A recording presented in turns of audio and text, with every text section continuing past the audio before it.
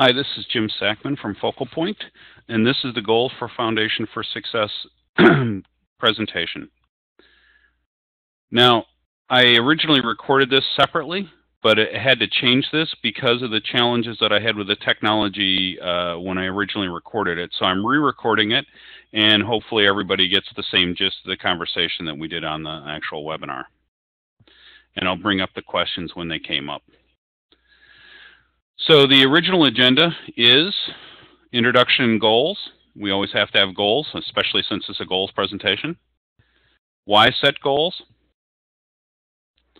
The goal setting process, and conclusions and Q&A.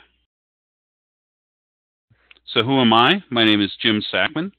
I'm the former CTO of Advanced Fibre Communications down in Petaluma. That's the company that originally provided the electronics for Verizon Fios, and we'll talk about that in a bit. And the former general manager of messaging security at Edgewave. I have about 30 years of corporate experience in various departments, full holder of 4 U.S. patents, and certified business coach and sales trainer. Now, Focal Point was founded by a gentleman named Brian Tracy, and Brian Tracy is the chairman and CEO of Brian Tracy International. He's an author, consultant, lecturer on various topics about organizations, personal and professional. And one of the things that's true about Brian is that in his life, he writes down and executes goals every day. And one of the senior members of Focal Point challenged him about this one time. And what happened is, it turned out that Brian writes those goals that are done on a daily basis in books and saves the books. So he was able to go back over time and demonstrate the books and who was involved in all of them. You know, all the goals, and brought it back for success. So Brian really does do this. So what are my goals for this presentation? Number one, understand SMART goals as part of goal setting. And that's something we're going to define later.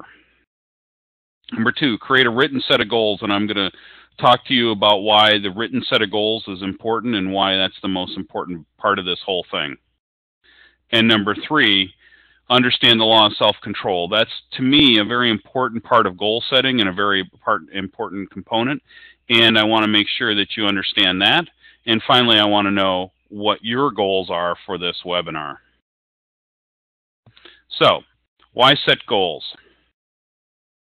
First, I want to know how many people out there have formal goals. Now, most people have thoughts about what they want to do, have dreams and aspirations, but do they have formal goals that they have written down or not written down in their life, their business, or their career? And do they have plans about those goals on how to execute them? So if they're not formal, then are they just dreams? Are they just aspirations? And are you going to be able to execute against them? One example of this, the power of goals as it exists in life, is a 10-year study done around students in the Harvard MBA program, and 3% of them had clear written goals, 13% had goals but they were not written, and 84% had no goals. So over the next 10 years, they did a study of the results. And the 3% with clear written goals were earning 10 times the amount of the other 97% combined, including those that had goals that weren't written down. So it's, as you can see, at least from this study, that not only is it important to have goals, but it's important to have written goals. And we'll talk about that as we go along. Now, in my own life, a very important goal-setting process for me was associated with an AFC 2001 business plan. And AFC is Advanced Fibre Communications, and as I said earlier, I was the CTO there. In 2001, we were facing a telecom equipment market that was changing significantly. The customers were changing, the technologies were changing, the competitors were changing. It was completely a different world pre and post that time frame. And so we set up a business plan because of that, and we had a short-term goal to quadruple DSL sales in a year, and we had a long-term goal of becoming a major supplier to the Tier 1 telcos in the United States. So with the DSL goal, we did execute and quadruple the sales for DSL in a year. Now, let's go back and go over why we set that goal. We set that goal because the DSL product was where we were investing about 80% of our R&D. And so if that's where you're going to use your money in R&D, then that's where you want to get your sales. And in 2000, we'd sold about 60,000 ports of DSL. And that may sound like a lot, but in that company, we were selling about 100,000 ports a month of what we called POTS, or plain old telephone service, or the equipment that connected up to regular old phone lines. So you can see that 60,000 a year doesn't compare anywhere near to 100,000 a month. And so we wanted to set out and figure out why we weren't selling as much as we did. DSL was new back then, and we thought it should be something that the telephone companies were buying a lot of and trying to change their networks and their business. And so not only did we execute that goal against our vision of being a Tier 1 supplier, but we did it in a way where we assigned quota to each and every salesperson that added up to that goal of 240,000 DSL ports in the following year, and we actually did 250,000. So it was quite a successful goal. And what we uncovered by that were all the barriers to sales that the people had with our DSL product. Almost none of them directly associated with the DSL product. They were almost all associated to ancillary other issues within the product line that we needed to solve so that they could sell DSL. Now, that led us to an uptick in sales and a stabilization of the company, which eventually allowed us to win this Verizon FTTP business. And as I said, that was a big deal. Verizon FTTP Fios by itself at one point was a $600 million business for AFC. So we took a company that was a little over $300 million in sales and quadrupled it in 3 years, or tripled it in 3 years. So the other bit of this, and one of the reasons I want to walk through this, is why goal setting works. And it's called the law of self-control. And self-control is all about thoughts, and that's the self-talk inside your head. When you're by yourself, what do you tell yourself about yourself and what your capabilities are? And if you can turn those into positive action and positive thoughts, then your feelings will tell you about what you believe you can do. So when you talk to yourself in a positive way, it'll improve your feelings about yourself, and it'll allow you to take actions about what you can do to deliver against the goals and the objectives you set for yourself. So thoughts turn to feelings, turn to action, and actions eventually turn into success and rewards for what I do. Now, if I take a step back and say, well, what does goals have to do with this? If you think about it, goals are plans that you believe you can execute in the future, objectives you believe you can achieve. And since you believe them, and when you take action against them, you will go through this process: thoughts, feelings, action, success, and it'll be a self-reinforcing mechanism to help you achieve your goals. So let's talk about the goal-setting process, and then I want to walk through this first, which is you need to start with the end in mind, which is we're going to work backwards on this goal-setting process. So the first thing is we're going to go through vision, goals, plans, action. Vision, the clear mental image of the end result.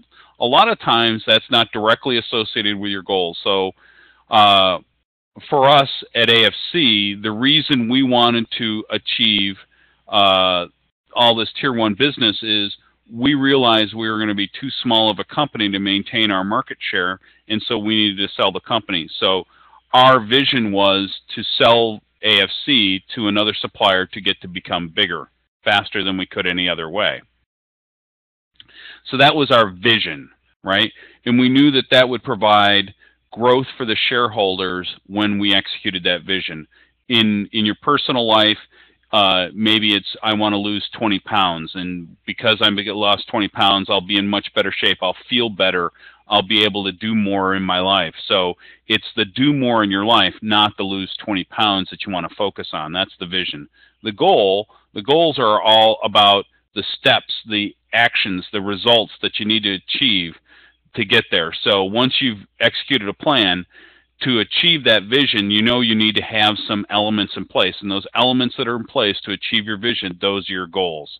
Those are the results that you've achieved, which allow you to complete your vision. Then you've got plans. Plans are the steps to achieve your goals. So if you have plans, then that's what you're doing to achieve your goal. Stepwise plan, stepwise actions to be able to get to your goal. And then actions are, of course, your activity to execute your plan. So again, we've started backwards. We started with the end in mind, vision, goals, plans, and actions. And then we're working forward action. When we go through and do it, we do actions, plans, goals, and then we've achieved our vision. Now, before you start on any of this stuff, you need to know where you are.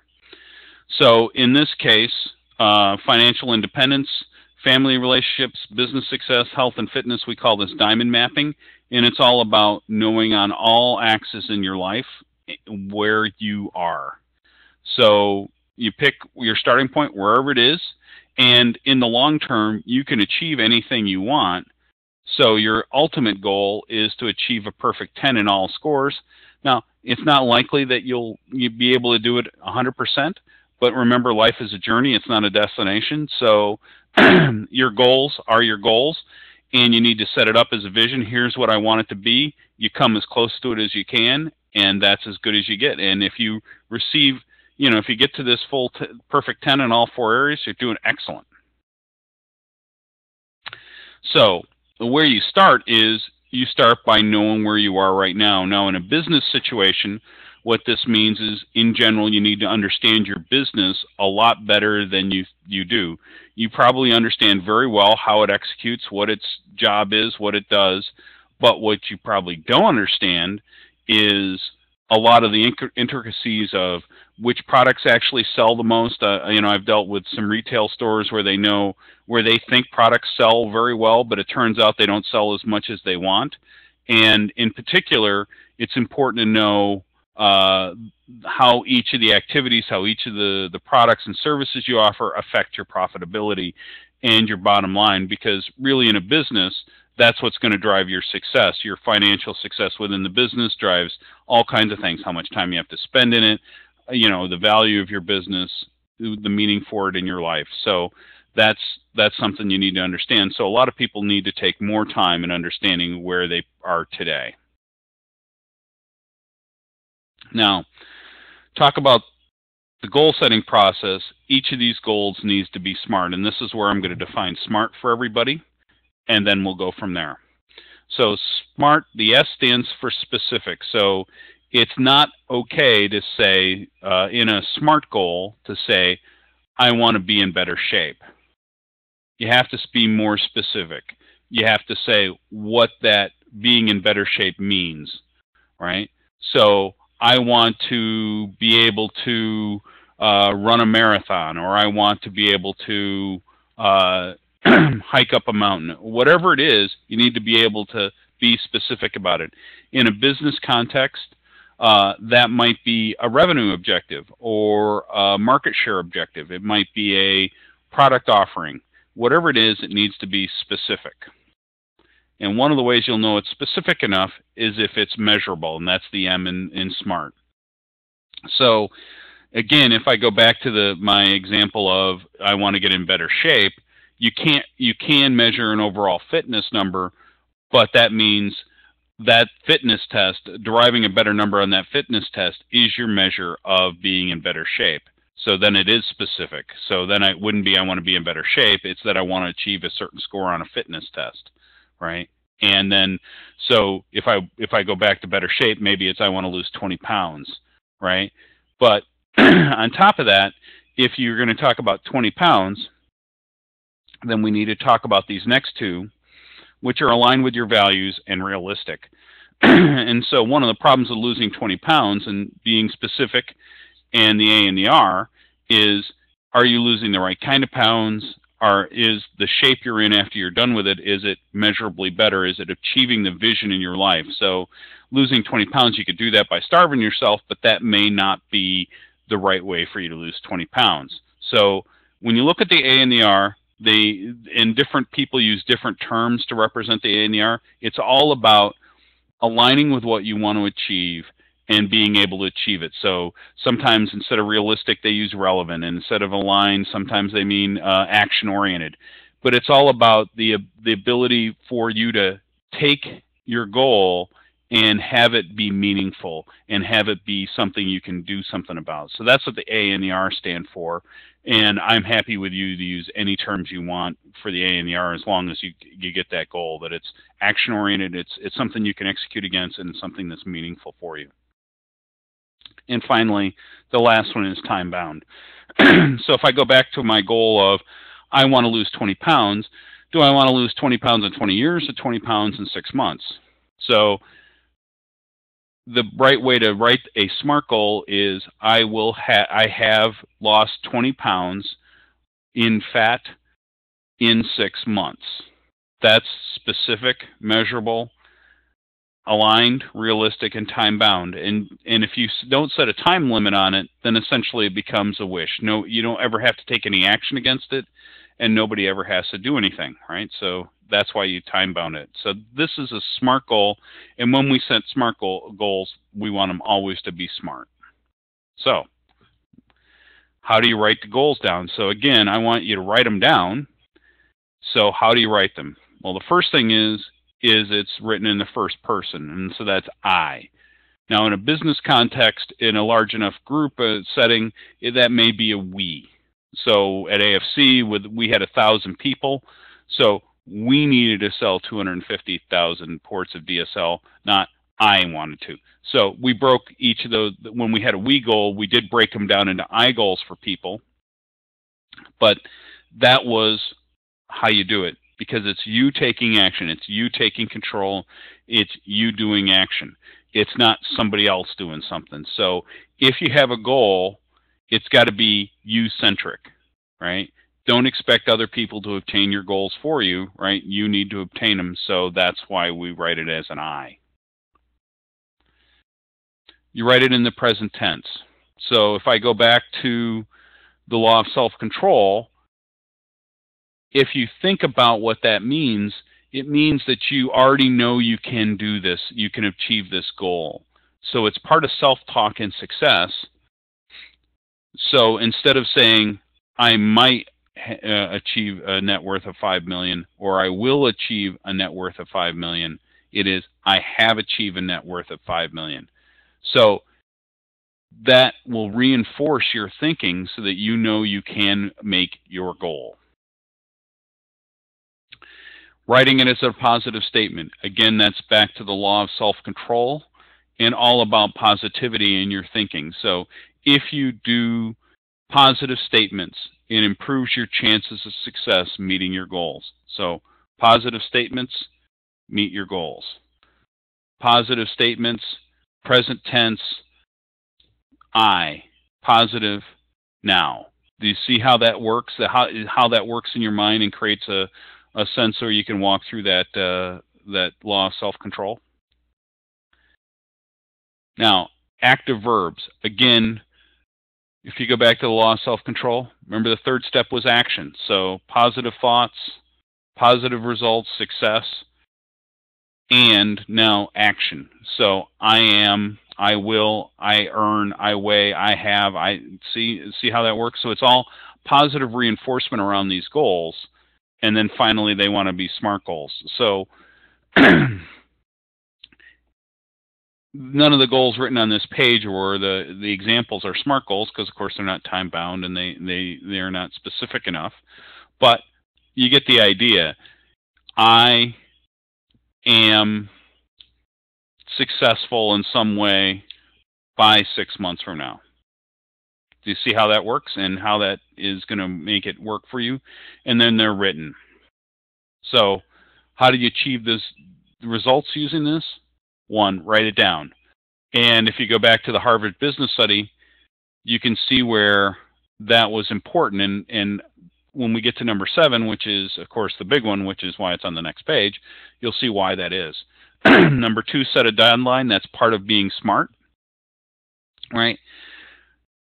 Identify the 3, 4, and 5, obstacles, knowledge, and resources. That's all about no vision that's significant in your life that you're going to be happy achieving is going to come without some changes, some challenges, some type of thing to overcome. And because of that, it's likely to require some change in your life. Whether that means you need to know more, you need to be able to do different things, or you need to get different resources in with you. So in a business, that might mean you may need to get a mentor. It might mean you need to get a loan. It might mean you need to take a class. Whatever it is, that's what you need to do to consider to be able to complete your goals. And then imagine how you feel when you complete this goal. That's all about setting up that law of self-control, that thought, that vision, keeping the vision in mind, whatever it's going to be. And remember, it's not just achieving the objectives of the goal, it's what you're going to be able to do once you get there. So, I'm going to double my revenue, and so I can take the trip to Hawaii. So what you imagine when you want to execute these goals is the trip to Hawaii, right? So it's not just all about achieving the goals, it's your result, your outcome for achieving those goals. And then finally, commit to action every day. Now, Brian, when he writes his goals, writes them down the night before. So his daily goals for tomorrow will be written tonight. And then one of the very first things he does in the morning, now I can't confirm this, I'm not there to check it out, is that he reviews his goals for the days and sets up plans to go achieve them. And that's the minimum you should do. So, for example, you may post your goals in a workspace, in a place you can see them every day. Because it's not likely that you personally will be able to do an action against every goal every day. It may be today is all about goal number 1, or today is a holiday, so there's not much I can do other than to make sure that I'm set up to do what I want to do tomorrow. But if you commit to action, if you do something every day about it, it will become a self-fulfilling prophecy. And that's what this is really all about. That's what the law of self-control is all about. It's the notion that you are the change in your life and that you can control it. And if you do, then you have the opportunity to do what you need to do to make your success. So conclusions and Q&A. So write your top 3 goals and make them smart. And I want to talk a little bit while you get an opportunity to do this. This is something where you get an opportunity to do it, and I want to remind you that this kind of goal setting works in all circumstances. So if you talk to a business coach, if you talk to a life coach, if you talk to a personal trainer, if you talk to anybody that deals with change in your life, they're all talking about vision and goals. What do you want to achieve, and why do you want to achieve it, and how are you going to get there? That's every single type of profession that's involved in change is all about goal setting and vision management. So you need to be thinking about what your vision is and what your goals are to achieve that vision. So vision in mind, imagine that, and then say, if I was going to achieve that vision, what are the top 3 things that would have to happen for me to have that vision? I would have to, if I want to double my revenue, I'd have to land larger customers. And then that would back up into, okay, so how do I get in front of those larger customers? Or what do I need to do to have the kind of products those customers want? You can see how this can create a whole series of actions that file back from, I want to double my revenue. And that's how you want to get there from here. Now, this technology screwed up, but we'll go from there. So how do you get the action? How do you commit? And the first thing is you got to commit to it. All right. Now, it took us about 5 years to get from where we were in the 2001 business plan to having most of AFC's business sold to these very large telephone companies. And along the way, there were lots of chances for us to stop, to not work on it, to do other things. And yet we kept that plan in front of us as a reminder. Now, not everything we could do was directly aligned with that plan. We had to keep other customers happy. We had to do other things as well.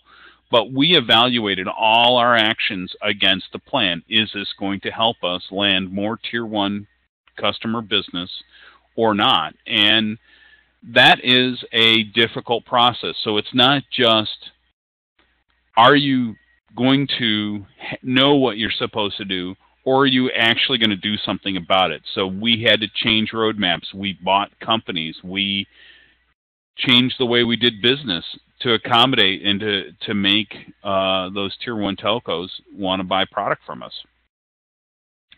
Now, I'm hoping that you got something from this exercise today and that you took something away from it. Maybe it's something small. Maybe it's the law of self-control. Maybe it's understanding SMART goals a little better. Maybe it's knowing that you should have written goals. The question is now how are you going to apply it? And if you don't apply it, then I can tell you that you aren't going to achieve the success you want. So that's really the question. But if you want to apply it and you're not sure how, one of the things I will do is make you an offer of a goal setting session. So what does that mean? It's a free complimentary 1-hour consultation on how to set goals in your life and your business and what to do about it. So if you're interested in that, the way to do that is contact me at jsackman@focalpointcoaching.com to schedule that, and just let me know if this is something you want to achieve. So I hope this has been beneficial for everybody, and I hope you have a great day. Thanks. Bye-bye.